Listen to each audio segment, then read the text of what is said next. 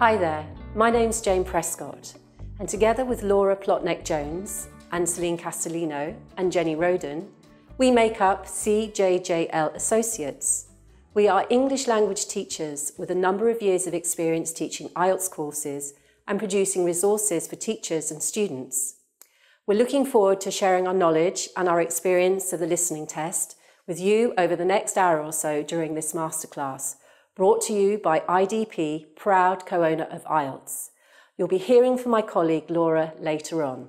So, ever felt when you listen to something in English, all you hear is blah, blah, blah, or it sounds like the person is speaking a language from an alien planet?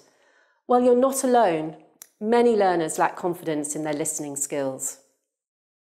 Even my advanced Ielts students ask me, why can I understand everything you're saying to me in class, but I struggle to understand other native English speakers?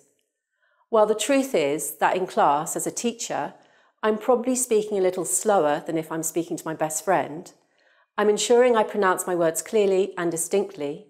I also put a lot of stress on the words that are important and maybe repeat words or use synonyms to get my meaning across. So there's a big gap between the English you hear in a classroom situation and the English you encounter in the real world. So what about Ielts? Well, the English used in the Ielts listening test sits somewhere in between.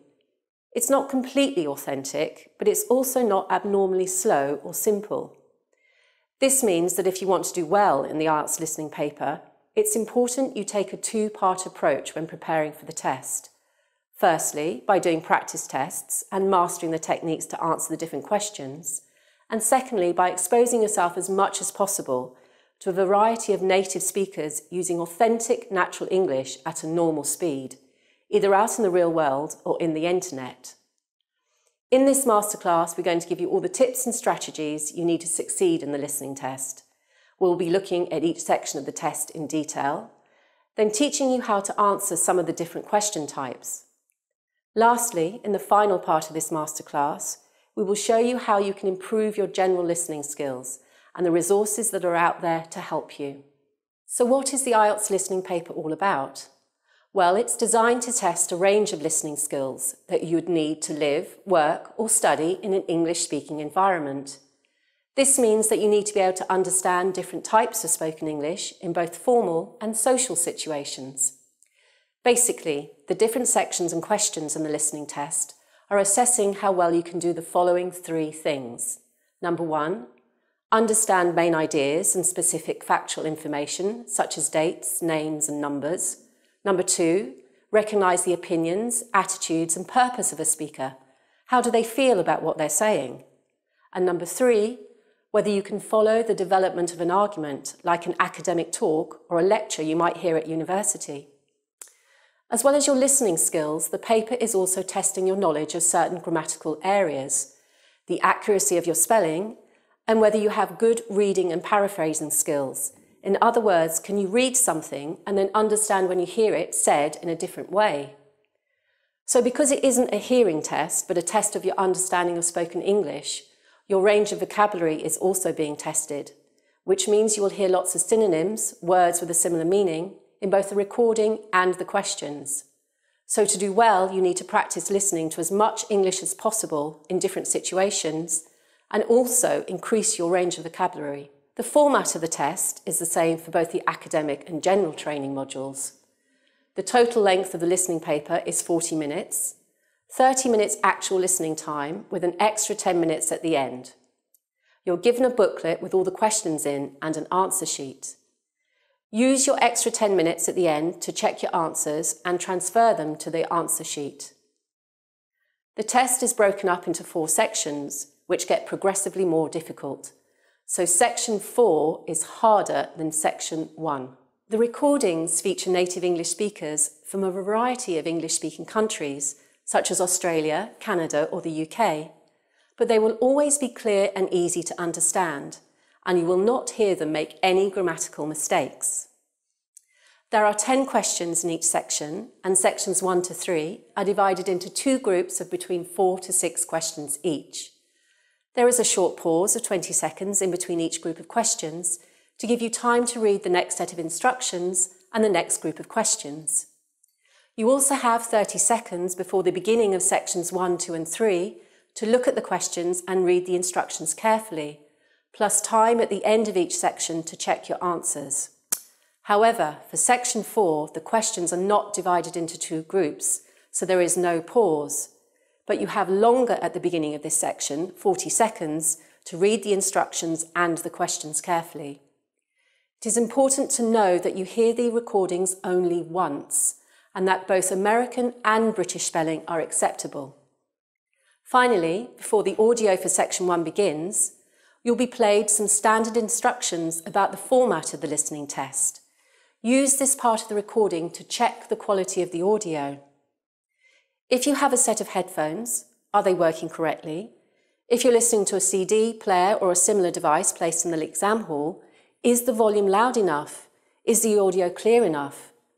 If you're not happy with the sound quality and you think this might affect your ability to answer the questions, please don't be afraid to put your hand up and say something to a member of staff.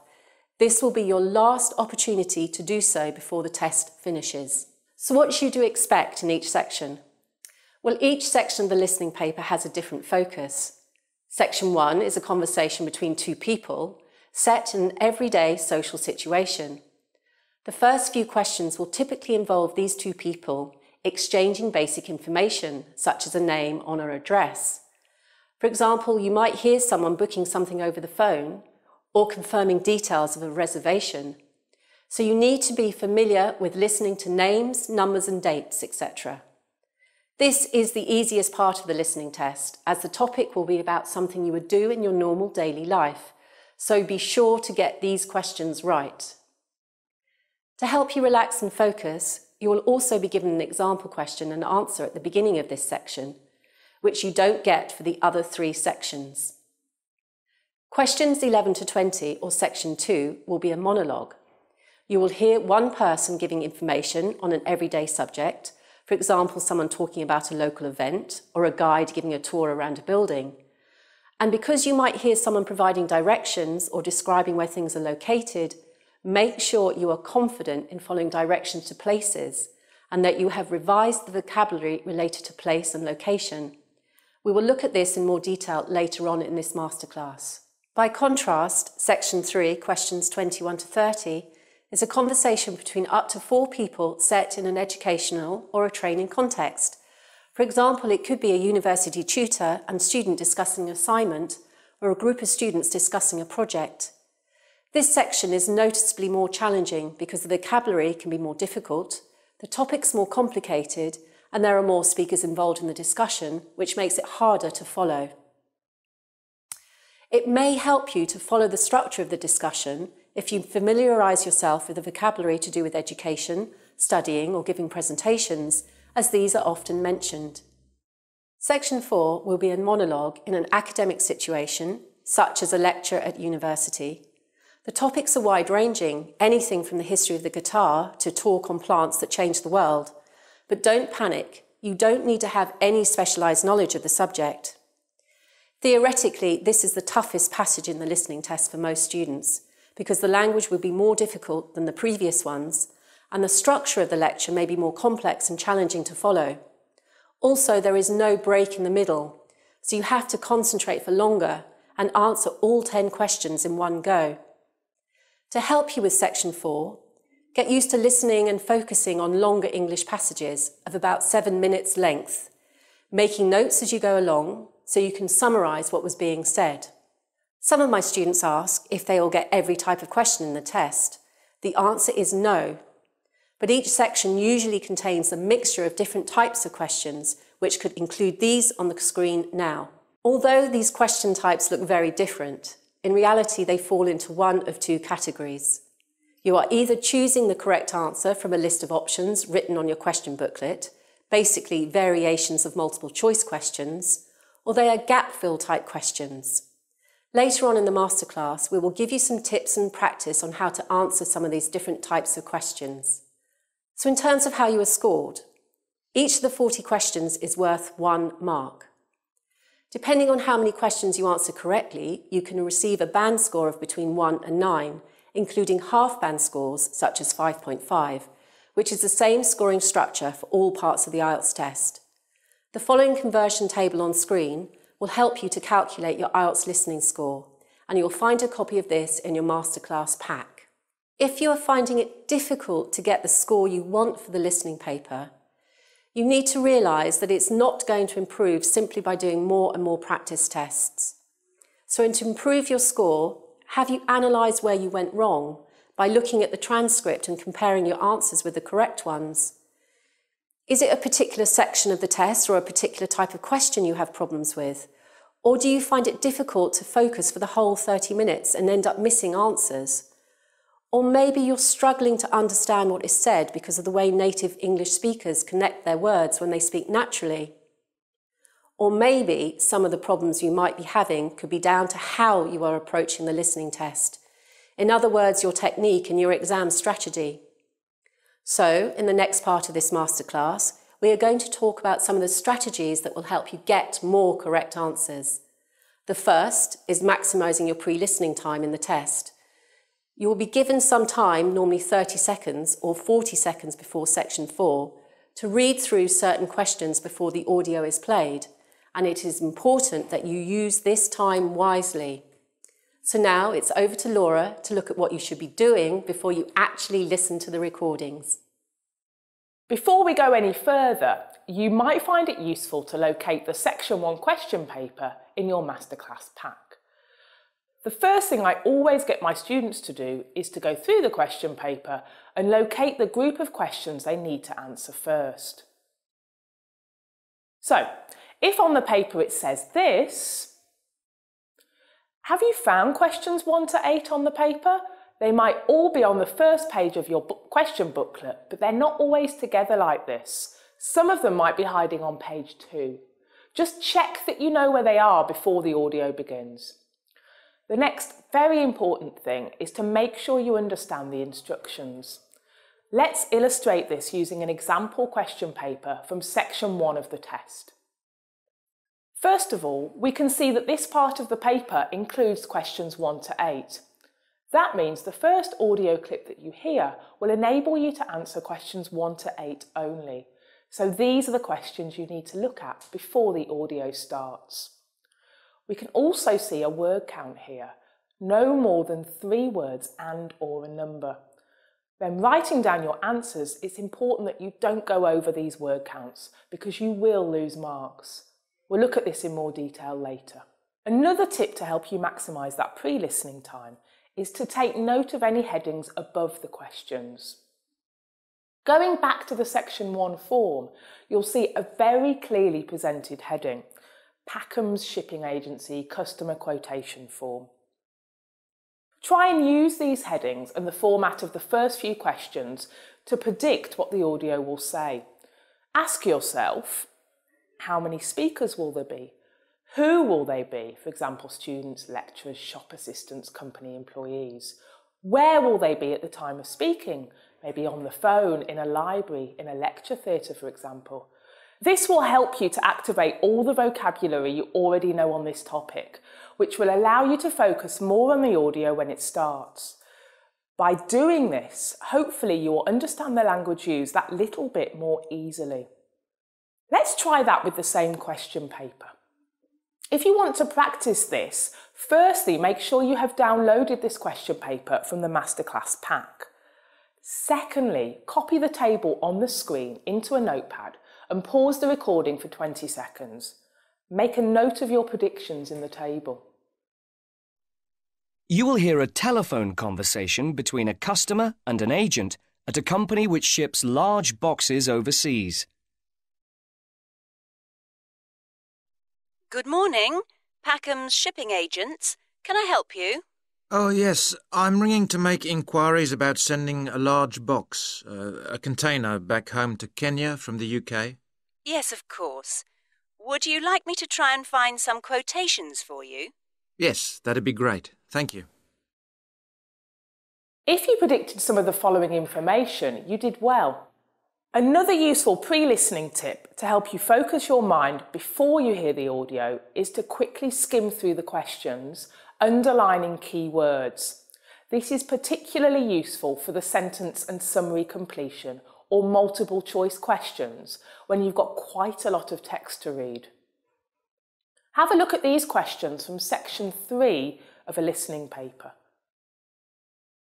So that we really know what we should be listening out for in order to complete the gaps, it's going to be really helpful to underline the key words in each question, focusing particularly on the language before and after the gaps. I would choose to underline these key words. Notice that I've been quite selective here. If you underline all the words you think are important, you're going to end up with a red line under the whole question. Also see how I've circled the prepositions before the gaps. The chances are the prepositions in the recording are going to be the same as the prepositions on the question paper. That will give you a big indication of whether you've got your answer right or not. Following on from underlining key words, you can go one step further and try and predict the type of word or word class needed in each gap. Alternatively, you could have a guess at what the answers might be. In the case of this section, I know I can write up to 2 words in each gap. Question 27 is going to be a noun, and possible answers could be money, time, discipline, or motivation. What about questions 28 to 30? Pause the recording for 30 seconds and think about the word class and possible answers for each one. We've predicted the following. What about you? Your predictions might be very different to the correct answers, but that doesn't matter so much. The point is you're using your knowledge of English grammar and your common sense to help you listen out for the correct answers. It's like the warm-up you do before you run a race, the essential preparation to get your brain in gear, thinking about the topic and activating the vocabulary. So, in summary, you need to use the pauses in the recording to read the instructions carefully, locate and read the questions, and then predict the answers. Over to Jane to talk about what you should do whilst the audio is playing. If predicting the answers is a key strategy to use before you listen, what should you be doing whilst you're actually listening? Well, first of all, think synonyms. In the test, it is normal for you to read one word but hear another word with the same meaning. For example, you may read cost but hear price. Cost is a synonym of price, and the Ielts listening test has lots of them. So when reading the questions and options, always think of alternative words you might hear. So do not simply rely on word recognition to get the right answer, particularly with multiple choice questions. If you hear the same word in one of the options, don't switch off and assume it's the right answer. Instead, carry on listening to check if you're correct. If it seems too easy, it probably is. Beware of the distractors. Distractors are like red herrings examiners use to test whether you're really concentrating and listening. They can come in many different forms, but being aware of them will make you prepared for when you hear them. So let's have a look at a few examples. The first one is a dialogue where a speaker says something and is then corrected by the other speaker. So you hear the same piece of information but in 2 versions. So if you want to practice this, pause the presentation for a few seconds, read the dialogue and then answer this question. So what's the answer? Hopefully you got Tuesday. In this example, you can see how closely you have to keep listening right until the end as the answer keeps changing. To help you, listen out for phrases such as sorry, or what I meant to say, or words like however, whereas, or but, that signal that the information you heard is going to be corrected or changed. For example, we were all going to the cinema on Saturday. However, our friend couldn't make it, so we chose Sunday. So let's look at one other example of distractor, the hidden answer. Pause the recording and read the question and the dialogue.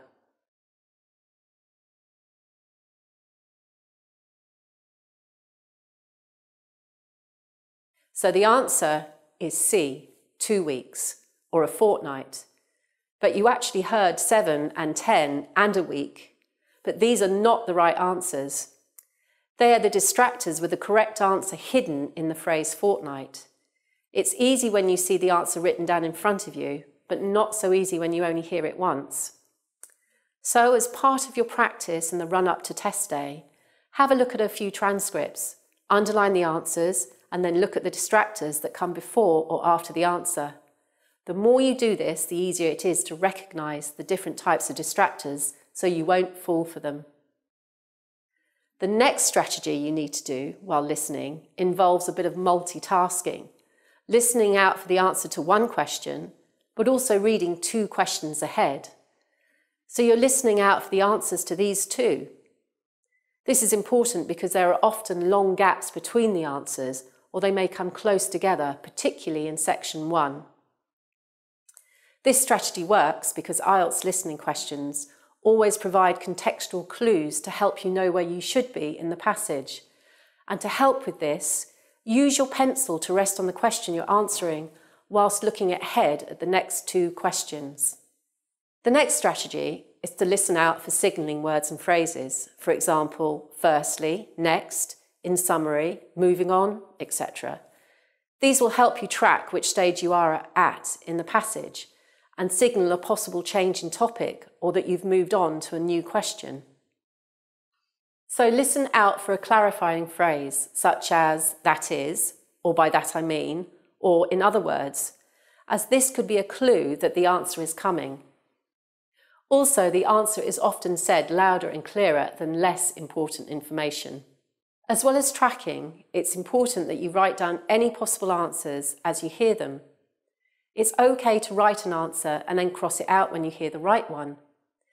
So once you decide on an answer for a question, make sure you underline it, circle it, or write it in your question booklet, and then get ready for the next question. Do not leave any questions unanswered or with a question mark, because you probably won't be able to remember the answer later on. The next strategy is having a positive mental attitude. Whatever you do, you must not give up. If you miss an answer, refocus and move on. If you're tracking effectively, you'll know when you miss an answer because you will hear something related to the next question. Finally, make sure you answer all the questions. I encourage my students to write notes or possible answers like facts and figures on their question booklet in their own language if it's quicker. So if you don't hear the answer whilst listening, check your notes during the 10-minute pause at the end. You never know, you might have written the right answer somewhere on your question booklet. So hopefully this has given you some tips and strategies to do whilst you're listening. So now over to Laura to look at some of the different questions you might get.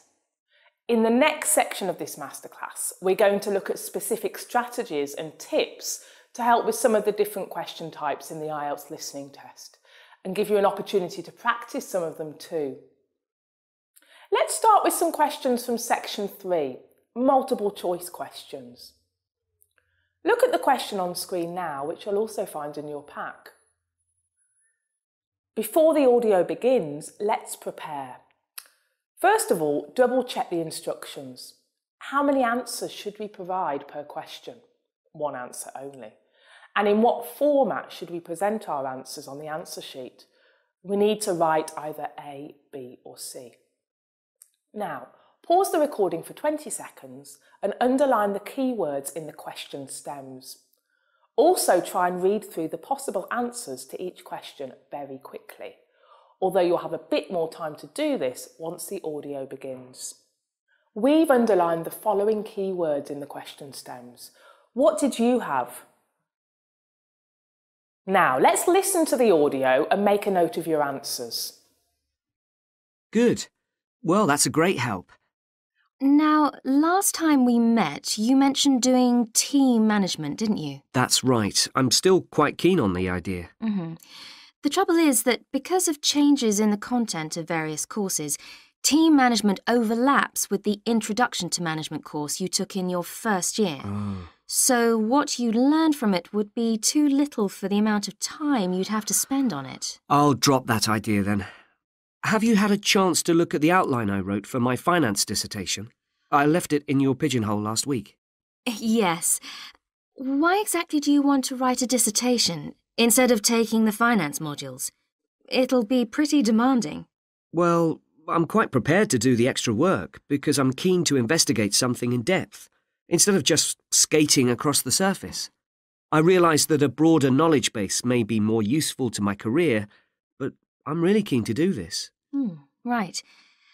Well, I had a quick look through your outline, and the first thing that struck me was that you'll have to be careful how you set about it, as the way you've organised it seems unnecessarily complex. The data that you want to collect and analyse is potentially valuable, but you'll need to narrow down the subject matter to make the whole thing manageable. OK. I'll have another look at it. I was talking to Professor Briggs about it yesterday, and I got some more ideas then. For part of the dissertation, I was thinking of trying to persuade finance managers from 3 or 4 companies to let me ask them about their company finances. If not, I think I'll have to change to another topic. Well, go ahead then. I could give you some names. Thanks. Hopefully you have the same answers as us. Let's look at how we arrived at some of our answers and how we managed our time when we were listening and answering the questions. I know that the first question I have to answer in this section, question 24, is about a team management course and the reason why Marco is being asked to avoid it by his teacher. So, I'm listening out for mentions of the course. It's unlikely to be paraphrased as it's a specific name, and I know this because of the use of capital letters. I'm also listening out for paraphrases of avoid, such as withdraw, choose an alternative option, abstain from, perhaps. The audio helps me a lot here because for the first 50 seconds of this recording, this particular course and the idea of avoiding it are not mentioned. Marco talks about wanting to go into management as a career option, but these are plans for after he finishes his course. Therefore, I use this 50 seconds to my advantage. I was listening out for the key words or synonyms of these, but at the same time, I was reading the 3 possible answers to question 24 and underlining the key words in these. See them on screen now. By the time I hear the answer, I know exactly which option I need to select, option A. You'll see the tape script on screen now. The underlined words lead me to the answer. The tutor starts with the phrase, "the trouble is," so I know something negative is about to be said. And then, referring to the exact name of the course, Team Management, she says that this overlaps with a course Marco has already taken. Overlaps has the same meaning as to repeat work in answer option A. The fact that the teacher goes on to say Marco would learn too little confirms my conclusions that she is advising him to avoid the course. As soon as I've heard the answer to question 24, I'm moving on to question 25 and underlining keywords in each answer option. So I have something like this before the answer is given. With this question, keywords from each answer option are mentioned, so you need to be really careful. Marcus says that he's prepared to do the extra work, which might lead you into thinking that option C is correct. But tenses are everything here. Answer C is written in the present perfect tense, something that has already happened, whereas I know the passive structure to be prepared to do something relates to the future. He also says that a broader knowledge base may be more useful to my career, but he's not referring to the dissertation here, rather a knowledge base in general. So when he says before this that I'm keen to investigate something in depth being a synonym of detailed, I know I found the correct answer. Now it's your turn.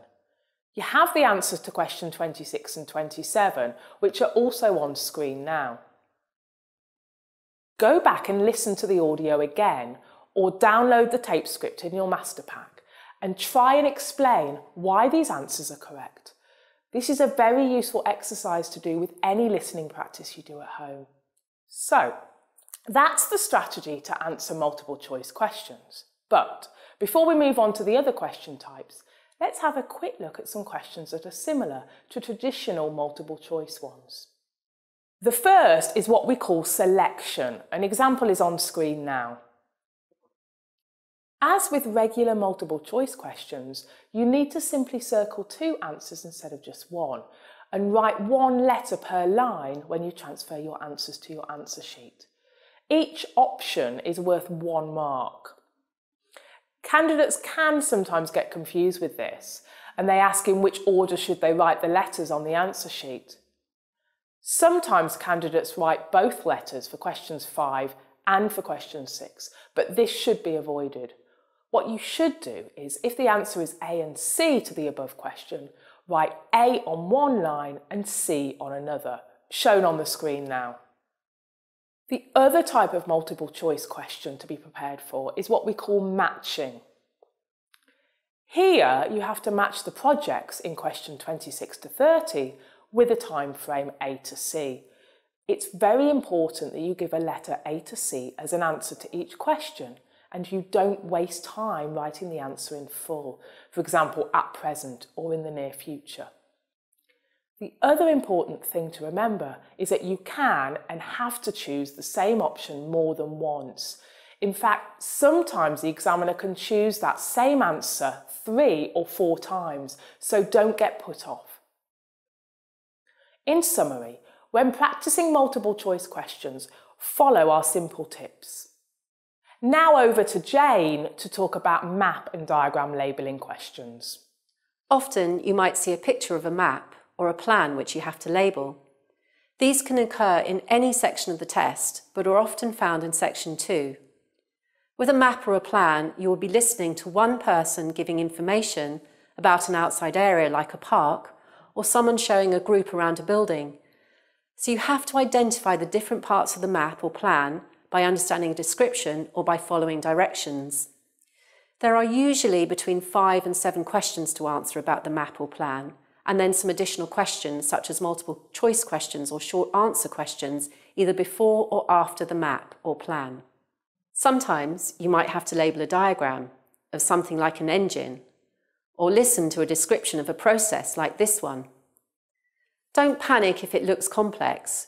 Any unfamiliar or technical language is labelled on the diagram, so you won't be listening for a word you have never heard before. And also, the way you approach these questions is exactly the same as you do with the map questions. Okay, so what do we do? The first thing you need to be aware of is that there are 2 types of labelling questions. The first type is effectively a multiple choice question. As you can see on screen now, you are given a list of words and a box to choose from, and there are more options than questions. With these questions, you will not hear the options in the order they are listed in the box. So you have to keep your eye on all of the options as you listen, and follow the directions of the map at the same time. The examiners will use red herrings to confuse you. For example, you might hear some of the options mentioned in passing, but only one of them is correct. On screen now is an example of the other type of question, where no options are given. Here you need to listen carefully and choose the correct word or words to label the map or diagram. So essentially, it's a gap fill exercise. To make sure you don't lose marks with map questions, it's important to understand what makes them difficult. My students tell me that the common problems are as follows. Number 1, the specific vocabulary and functional language used to describe locations and follow directions. We'll have a look at this in a minute. Number 2, the amount of information. You have to listen and follow a description or directions to understand the map, and then write short notes all at once. Number 3, orientation. It's very easy to lose track of where you are and which question you should be answering, and lose up to 7 points. And lastly, visualization. It's not easy to form a mental image of what the person is describing when you are sitting in an exam room. Before we practice, this is a selection of the vocabulary and phrases you should be aware of before doing the listening test. If any of these are new to you, please look them up and practice using them. There is a copy of this in your Masterclass pack. So let's practice. Have a look on the map on the screen. It's in your Masterclass pack. As with all the other questions before the audio begins, remember to read the instructions carefully and mentally prepare yourself by going through this checklist. Number 1, what is the map or the plan showing you?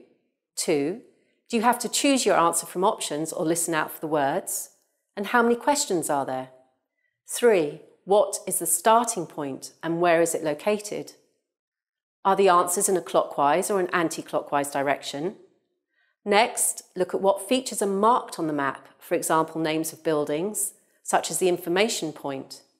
And what other features can you see on the map that aren't labelled, such as paths, gates, roads, rivers? Listening for these will help keep you orientated and give you clues to when the answer is coming. Are these features located near any of the questions? Is there a compass on the picture? And how many entrances are there? If you want to practice this, pause the recording for 30 seconds and answer these questions, which are on screen now.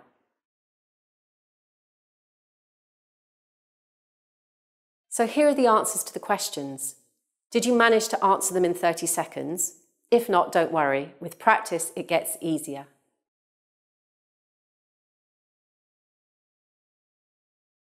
So now we have done some pre-listening and predicting, we are ready to practice. Get your pencil ready at the starting point on the map and be ready to track where you are and keep an eye on the options. Remember, you could hear these in any order, but as with all the other sections, the information you need to answer the questions is in the same order as on the recording, so if you miss a question, move on. Also, a tip that my students find useful is to put a line through the option once they hear the right answer, as it gives their brain less to do as they listen, because they have eliminated some of the options. So let's listen for the answer to number 11. Good evening, everyone. I'm glad you could all make this planning meeting for what promises to be the biggest and most colourful free rock festival ever held in the South East. So whether you're a performer, a craft exhibitor or an artist, we all extend a big welcome to you. Could we turn first to the plan so I can familiarise you with the layout of the site, which, as you know, is an old football stadium. We're really lucky to have so much space this year. You can see the main gate at the bottom of the plan. Have you found it? That's where most visitors will enter. It's also the entrance for those taking part in the craft fair. So how did you get on? Did you get the answer F, craft fair? What about the features? Did you hear gate and circle? And also, did you catch the vocabulary of location? Just inside, on the left. Okay, so let's continue with the next question. Get ready to follow the directions to number 12, tracking the features as you go. We've set the stalls just inside the gate on the left in a circle. If you walk straight ahead from the gate along the path without turning right, you'll come to some steps up to the football stadium. On the left of the steps is the fringe stage. This is for alternative artists. They include folk singers, poets and other acts which are more suited to a smaller stage. And they should also enter by the main gate. On the opposite side of the steps is a restaurant, and adjoining that is the main festival information point. Here you can get extra programmes and up-to-the-minute information about events, and you can discuss any last-minute problems, although we hope everything will be running smoothly when the festival opens. Coming back to the plan, you go up the stairs to the stadium. The entrance for the rock bands is on the far side, and on your right is the main stage, which will have powerful illumination and amplification throughout the weekend. There will probably be TV vehicles adjacent, that's in this area only, for recording purposes. If you look at the outside of the plan, you can see a third gate for exhibitors, opening onto a side path. A little way down the path, before you get to the trees, is the building where the art exhibition's being housed. Then, finally, there's just one more building marked on your plan, quite near the main gate. It's divided into lock-up garages, so I hope you now feel quite familiar with the main festival area. Okay, so here are the answers. How did you get on? Note that I have written the answers with the letters, not the full words, i.e. craft fair, etc., because the instructions told you to choose a letter, not write the whole word. Don't worry if you didn't manage to get them all correct. have a look at this slide with the transcript. There is also a copy of this in your Masterclass pack. The answers are underlined in bold. The language of a location is highlighted in yellow. Can you see how it's leading you around the map and signalling the next question? Lastly, look at the features that you can see on the map. We have marked these in red: gate and trees, steps, path, information point, etc. When you read the transcript, you can see how they act as clues, telling you when you are about to hear the next answer. So as a reminder, when practicing in future, always look at the transcript afterwards. My students find this useful as it shows where they went wrong and what the red herrings or distractors were. So in conclusion, find your starting point, check if there is a compass because you will probably hear language such as north, south, east and west, etc. Always identify landmarks or features marked on the map. These are your clues. Use your pencil to track where you are.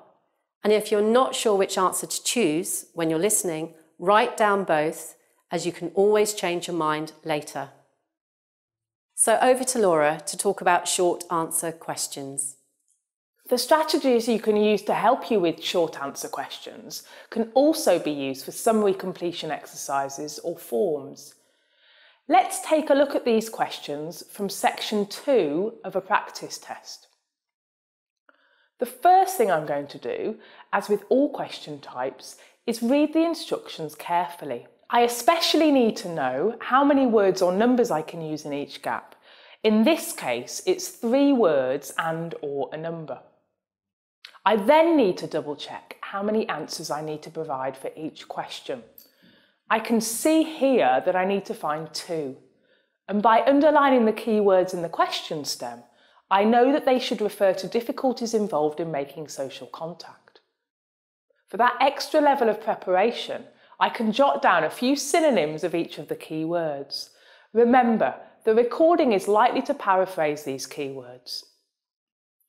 Pause the recording for 30 seconds and see how many synonyms you can come up with.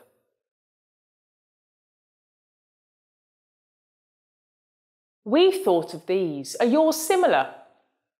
Remember also that the form of the words may change. So on the question paper, you may have difficult, which is an adjective, but the audio may use the noun, which is difficulty. Now, take a look at questions 13 to 16 and underline the keywords in each question stem. Then spend a minute or two thinking of some paraphrases. You can find these questions in your pack. The keywords we underlined are as follows, and a list of paraphrases that we came up with are also on screen now. Now let's listen to the recording and answer the questions. You will hear an extract from a talk given to a group who are going to stay in the UK. Good evening and welcome to the British Council. My name is John Parker and I've been asked to talk to you briefly about certain aspects of life in the UK before you actually go there. So I'm going to talk first about the best ways of making social contacts there. Now, you might be wondering why it should be necessary. After all, we meet people all the time. But when you're living in a foreign country, it can be more difficult, not just because of the language, but because customs may be different. If you're going to work in the UK, you will probably be living in private accommodation, so it won't be quite so easy to meet people. But there are still things that you can do to help yourself. First of all, you can get involved in activities in your local community. Join a group of some kind. For example, you'll probably find that there are theatre groups who might be looking for actors, set designers and so on. Or if you play an instrument, you could join music groups in your area. Or if you like the idea of finding out about local history, there'll be a group for that too. These are just examples. And the best place to get information about things like this are either the town hall or the public library. Libraries in the UK perform quite a broad range of functions nowadays. They're not just confined to lending books, although that's their main role, of course. How did you do? Read your answers aloud to check they're no more than 3 words and a number in length, they're grammatically correct, i.e. you've used the correct word form, and they're spelt correctly. Here are our answers. How did you do?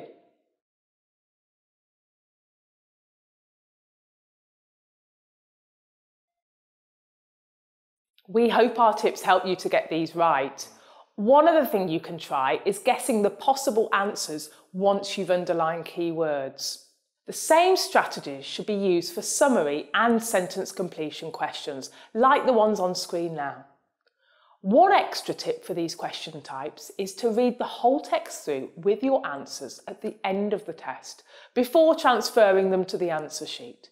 Check they make sense and look out for errors such as using a singular noun when a plural was needed, not adding an article before a singular noun, in the case of full sentence summary completions, and using the wrong type of word, for example, an adjective instead of an adverb.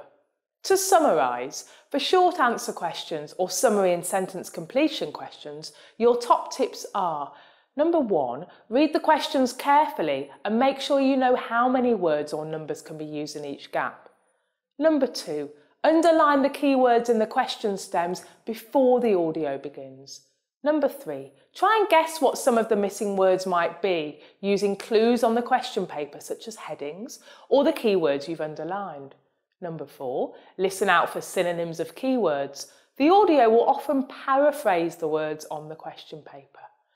Number 5, use your grammatical knowledge to complete the gaps. Ask yourself, should I put a noun, verb, adverb or adjective here? Do I need a preposition or an article? Number 6, if you miss an answer, then guess where you can. Use your logic and understanding of the situation presented on the question paper and always avoid leaving any gaps. Next, check your spelling at all times. You will automatically get an answer wrong if it's spelt incorrectly. With summary and sentence completion tasks, read through the whole section with your answers before transferring them across to the answer sheet to check that what you've written makes sense, both grammatically and vocabulary-wise. Before we move on to more practice, you need to be aware of another type of completion exercise, where you're given a table with headings that you have to complete. These can occur in any part of the test, and the process to answering these is the same as with other gap fills. The only differences are: firstly, you follow the structure of the talk by listening out for the words in the headings of the rows and columns. Secondly, listen out for words provided in the table that signal the answer is coming. So here's how you do it. Look at our table on screen now. Look at the headings of the table to get an understanding of what the talk is about. Check if the answers are running right to left, as occasionally they go top to bottom. Read each row and predict what type of word is needed in each gap. Listen out for information or words that are already written in the table, which tell you when the answer is coming. And lastly, pay attention, as the extra information between answers can sometimes be quite long or very short. And always remember that the answer will not be a word already written in the table. Over to Jane to tell you what to do when the audio stops. At the end of each section, you are given another 30-second break to check your answers. You will hear the announcer say, "That is the end of section 2. You now have half a minute to check your answers." So during this 30-second break, you need to do the following as quickly as possible. 1, check you have written an answer for every question in your question booklet. 2, if you have any blank answers, check your notes and guess. 3, check that you have circled an answer for multiple choice questions. But if you feel confident about your answers in the previous section, don't waste time checking them, or even worse, sit and daydream, waiting for the audio to tell you to look at the next section. Instead, start looking at the next set of questions to give yourself as much time as possible to gather the information you need. Now, let's look at what you need to do at the end of the test. At the end of section 4, you will hear, "That is the end of the listening test. You now have 10 minutes to transfer your answers to your answer sheet." It's tempting to breathe a sigh of relief and relax and lose concentration. After all, you've done the hard work and listened to the correct answers. But this is the worst thing you could do. The following information sounds obvious, but in the heat of the test, it's easy to make mistakes and lose a couple of vital marks that could make the difference to your overall band score. So let's have a look at the answer sheet, which you can see on screen now. During the 10-minute period at the end, you should make sure you do the following. Fill in the answers on the correct side of the answer sheet. I have seen it happen where a candidate has written their answers on the reading side of the answer sheet. If you have made this mistake, don't panic, speak to an invigilator. Write in capital letters. It makes your handwriting so much easier to read. Students tell me it's quicker to write in joined up words, but 10 minutes is plenty of time to do this. Pay attention to multiple choice questions, A, B or C, etc. It is easy to transfer the wrong letter, perhaps from a previous or the next answer. Don't write full answers if you only need to write a letter. If you do this and it is spelt wrong, it will be marked incorrect. Write your answers on the correct line. Yes, it sometimes happens that students write their answers in the wrong space on the answer sheet. Check your answers are grammatically correct. You might have heard the right word but not written it in the past tense or added the S to make something plural. Or you might forget to write the article a or the. For example, in a note completion exercise, if the question says the performance will take place at, and the answer is the weekend, and you write simply weekend, then your answer will be marked wrong. So that's our tips and strategies for the listening test. I'm going to hand over to Laura now to tell you how to improve your general listening skills, extend your vocabulary, and improve your spelling. Top of the list, as you would expect, is to listen as much as possible to people speaking English. Watch films in English, watch TED Talks on YouTube, listen to songs, audiobooks and podcasts. Above all, listen to stuff that interests you. It's well known that we're more likely to concentrate on and understand a piece of audio if we enjoy listening to it. At the end of this section, we'll give you a list of some sites that we recommend. Don't just be a passive listener of English. Use the language as much as possible in real life too. Remember that every day you don't have a conversation in English is a missed opportunity, because taking part in English conversations will really help you to improve your listening skills. And if you're not based in an English-speaking country, try finding a speaking partner online. There are loads of groups on Facebook and WhatsApp where hundreds of people preparing for Ielts are looking for someone to practice with. Wherever possible, choose something for listening practice where you have the option of seeing the words written down. This could be as a transcript, subtitles, or if it's a song, lyrics. One way to use the written words of a listening text is to play a short extract from the passage and try and write down what you hear. Check by listening again and identifying where you made mistakes. Think about why this happened. If the vocabulary wasn't a problem, perhaps it was the accent of the speaker. Try to listen to a variety of accents that you might encounter in the Ielts test, such as English, Scottish, Australian or South African. The LO website is a particularly useful tool for this, as you can search out recordings by speaker nationality, topic and level, and see a transcript of each one. But there are other reasons why English speakers are difficult to understand. We'll talk through these in a moment, but before I start, let's just check that you know two important grammatical terms, consonant and vowel. In English, the vowels are A, E, I, O, U. The consonants are the other letters. So here are the reasons why English speakers are often difficult to understand. First of all, as you know, contractions such as I'm, he's, would've, mustn't and don't are used all the time in normal spoken English.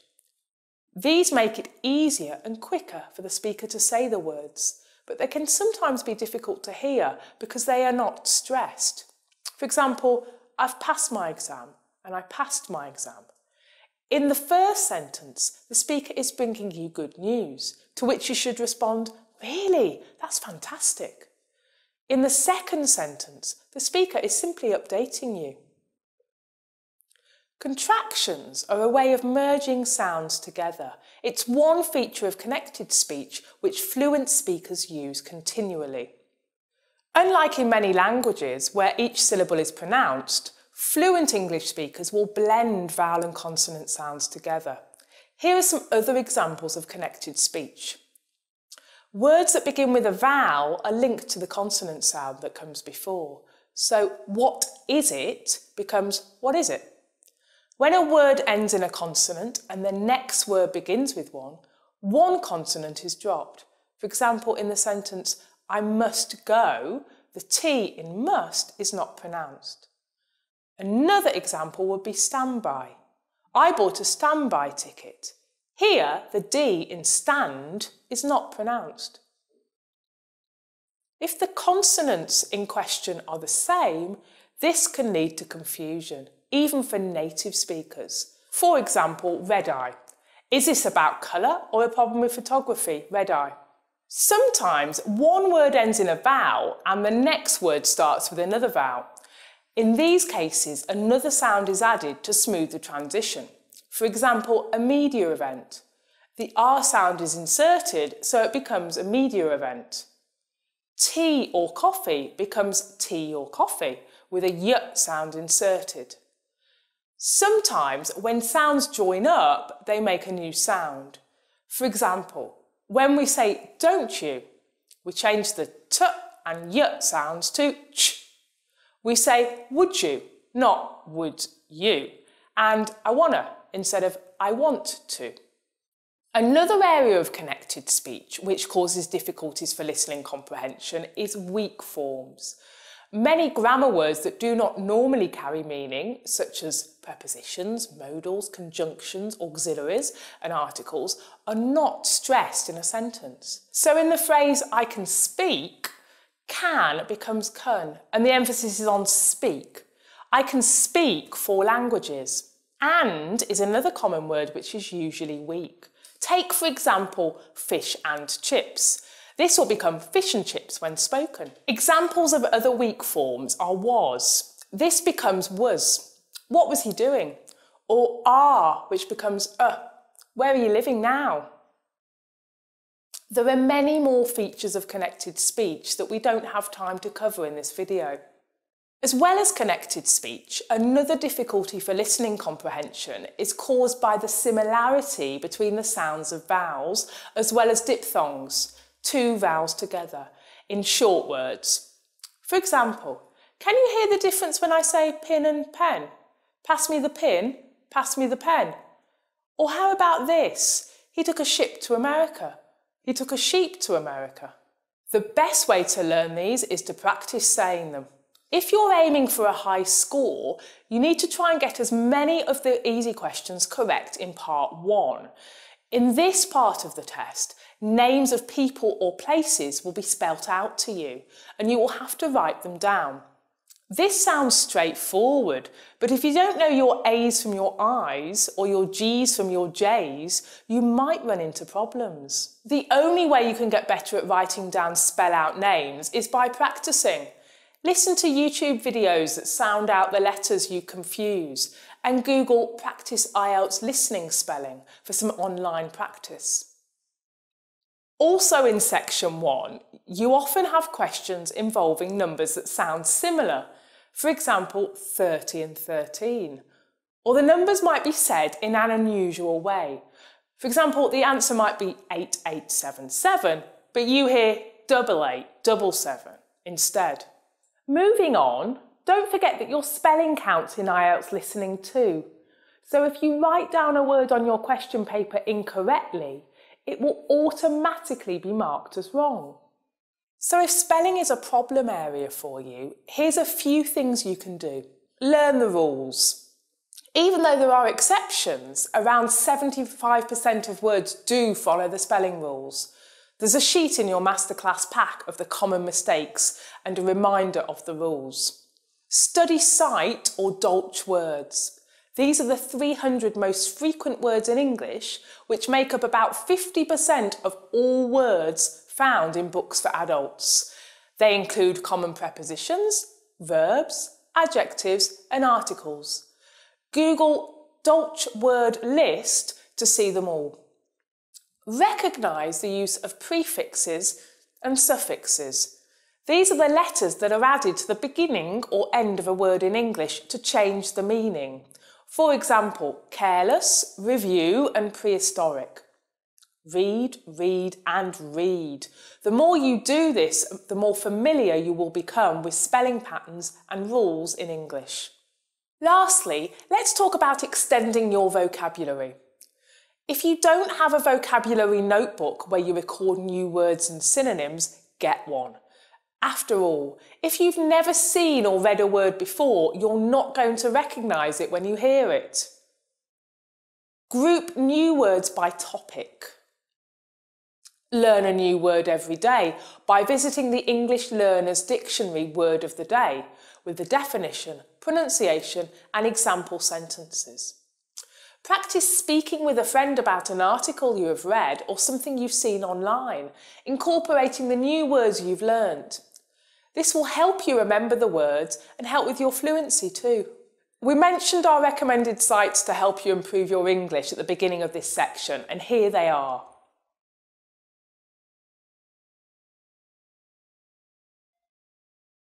So, let's recap on our top tips to improve your listening skills.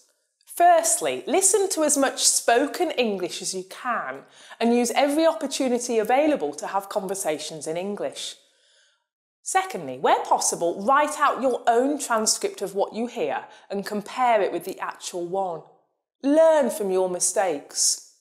Thirdly, become more aware of the different features of connected speech.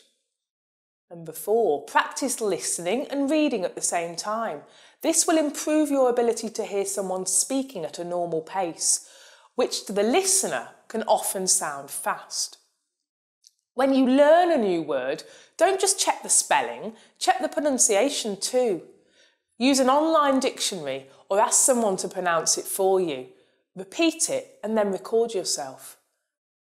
6. Remember, you only have one chance to listen to the audio in the exam. So when you're doing practice papers at home, bear this in mind and try not to listen twice, especially as you get closer to the date of the test. Lastly, try to go on an English diet 24-48 hours before test day. Only listen, speak and write English if you can. Before we finish this masterclass, I'm going to hand over to Jane to talk about computer-delivered Ielts. Many candidates are choosing to take their test on the computer. Here's a quick overview of what to expect.